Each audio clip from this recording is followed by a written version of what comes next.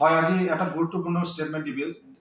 দিব বিচাৰোঁ কাৰণ যিহেতু আমাৰ অসমৰ মুখ্যমন্ত্ৰী হেমন্ত বিশ্ব শৰ্মা ডাঙৰীয়া তেখেতে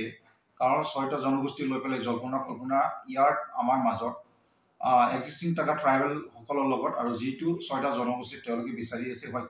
কিছুদিন আগত যে দুদিন আগত যিহেতু বিধানসভাৰ ক্ষেত্ৰত ৰেকৰ্ডৰ মাজত যে সেইটো কাৰণে প্ৰচেছ কৰি দিছে বুলি কৈছে ঠিক আছে ভাল কথা কিন্তু কথাটো হ'ল তেওঁ এটা মিথ্যাচাৰ কথা 6টা সিখন মিনিষ্টাৰে ক'লে যে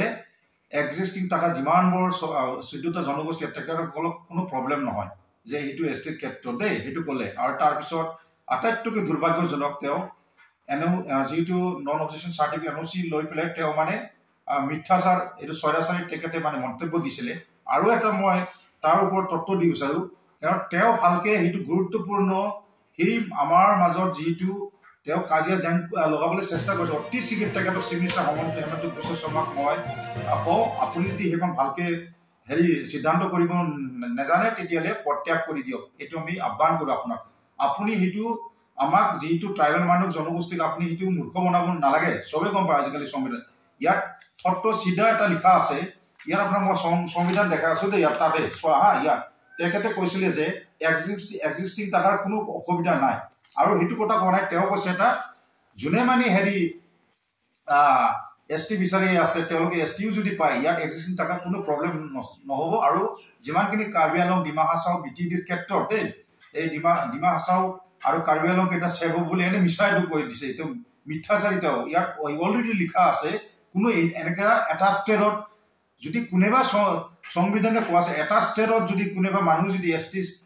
ST ষ্টেটাছ বা মৰ্যাদা তেওঁ প্ৰত্যেকটা 6 শিডিউল অঞ্চলত তেওঁ খেলিবৰ কাৰণে তেওঁ মানে সেইটো পাৰফেক্ট হয় কোনেও এইটো তেওঁ কৈছে যে এনেকুৱা উল্লেখ কৰি তেওঁ আমাৰ হেমন্ত বিশ্ব শৰ্মাই তেওঁ উল্লেখ কৰিছিলে নাই অসুবিধা নহ'ব যদি হয় কিবা আলোচনা কিবা এটা কৈছে ক'ত আলোচনা কৰে আপুনি দেখোন বেছি দিন নাই আপুনি দিনে সেইদিনা উকিল গগৈ ডাঙৰীয়াক কৈছিলে মন্তব্য কৰিছিলে যে আমি এতিয়া ওলাওৱাৰ পিছত আজি এতিয়া গৈ পেলাই কি হ'ম বাচি থাকিম না নাই সেইটো কথাই তেওঁ কৈছিলে আজি আপোনাক মই কওঁ আপুনি চিফ মিনিষ্টাৰক সদায় থাকিব লাগে গাড়ীত কওকচোন আপুনি দেখোন বেছি দিন নাই নেক্সট জানুৱাৰীৰ পৰা আপোনাৰ ডিচেম্বৰত থাকিব ইয়াত স্পষ্ট তথ্য মই কিয় কাৰণে দেখাইছোঁ চাই এবাৰ আকৌ ক'লো দেই ইয়াত লিখা আছে সংবিধান য়েছ a person who has scheduled tribe ST status in a state is generally eligible to contest election for seats ইয়াত স্পষ্ট কথা আছে যে এটা যদি ST হয় সংবিধানৰ ক্ষেত্ৰত ইয়াৰ ক্ষেত্ৰত তেওঁ মৰ্যাদা যদি পায় ই প্ৰত্যেকটা ট্ৰাইবেল ষ্টেটৰ এটা ষ্টেটৰ খেলিবলৈ তাৰ মানে ফিটনেছ হয় তেওঁ মানে খেলিব পায় ইয়াত কোনো এনেকুৱা নাই যে উল্লেখ কৰা নাই সেইটো ST হয় ইয়াৰ 6 শিডিউলত তেওঁ খেলিব নাপায় তেওঁ যিহেতু হেমন্ত বিশ্ব শৰ্মা ডাঙৰীয়াই তেওঁ এনেকুৱা মন্তব্য কৰিছিলে ইয়াত লিখা আছে including those reserved for STs within 6 schedule area in the same state provide they meet all other qualifications that means ইয়াত ST যদি তেওঁ মৰ্যাদা পায় যিকোনো ST বিলাকে গৈ পেলাই তাতে 6 শিডিউল অঞ্চলত গৈ পেলাই আকৌ খেলিব পাৰে তেতিয়াহ'লে তেওঁ কিমান ভ্ৰষ্টাচাৰী মিথ্যাচাৰী যে এইখন হেমন্ত বিশ্ব শৰ্মা ডাঙৰীয়া যে আমাৰ মাজত অকল জেং লগাবলৈ এক্সিষ্টিং থকা ট্ৰাইবেল আৰু এতিয়া যে 6টা জনগোষ্ঠী ট্ৰাইবেল বিচাৰি তেখেতৰ লগত এই জেং লগাবলৈ ইয়াত চেষ্টা কৰে তেওঁ কিয় মন্তব্য দিব লাগে যে যিটো কাৰণ য'ত 6 শিডিউল এৰিয়া আছে তাতে তেওঁ মানে ফিটনেছ নহ'ব তেওঁ এইটো মানে সেই ভৱিষ্যতবাণী দিব পাৰিব নেকি ইয়াত তেওঁ মানে জেং লগাবলৈ চেষ্টা কৰিছে ইয়াত স্পষ্ট কৈ আছে ইয়াত সেইটো বাৰে বাৰে তথ্য দেখাইছোঁ দেই সেইটো এবাৰ চাই আপোনালোকে স্পষ্ট লিখা আছে যিকোনো এটা ষ্টেটত বিহাৰ পাটনা উৰিষ্যা ঝাৰখণ্ড আসাম য'ত তাৰমানে ট্ৰাইবেল মৰ্যাদা ST ষ্টেটাছ যোনে পায় ইয়াত 6 শিডিউল এৰিয়াও তেখেতে গৈ পেলাই যিকোনো জনগোষ্ঠীৰ মানুহ যদি ST ষ্টেটাছ পায় তেওঁ গৈ পেলাই প্ৰত্যেকটা এৰিয়াত খেলিবলৈ নিজৰ ষ্টেটৰ সক্ষম হয় তেতিয়াহ'লে জানিব যে হেমন্ত বিশ্ব শৰ্মা কিয় এইটো আবুল তাবুল বকি আছে নাজানাৰ দৰে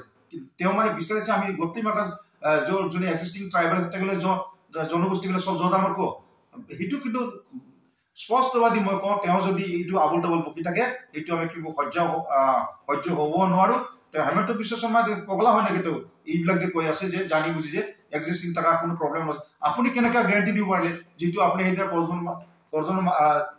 বিধানসভাৰ ক্ষেত্ৰত আপুনি ইণ্টাৰনেলি যে যেতিয়া আপুনি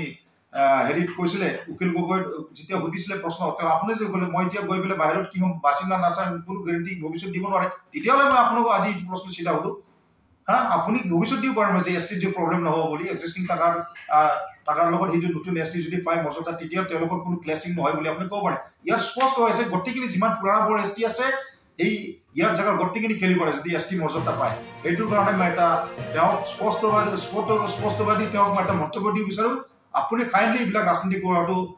বন্ধ কৰি দিয়ক আৰু আমি নহ'লে আমি এটা বাধ্যতামূলক কিবা এটা আইনৰ ব্যৱস্থা কৰিব লাগিব যিটো আমি এইটো দুৰ্ভাগ্যজনক কাৰণ ইয়াত অলৰেডি সংবিধানৰ ক্ষেত্ৰত যে কৈছে কোনোবা যদি এটা এছ টি মানুহ হয় ইয়াত কোনো হেৰি ক্ষেত্ৰত নপৰে দেই যোনে এটা ষ্টেটত যদি এছ টি হয় ষ্টেটাছ যদি মৰ্যাদা পায় তেওঁক গোটেইখিনি চিটত ইলেকশ্যন খেলিব পাৰে ইয়াত বিধানসভা লোকসভা তেখেতে এটাও আৰু মন্তব্য তেখেতে কৈছিলে তেওঁ ভৱিষ্যতবাণী দিব পাৰিব নেকি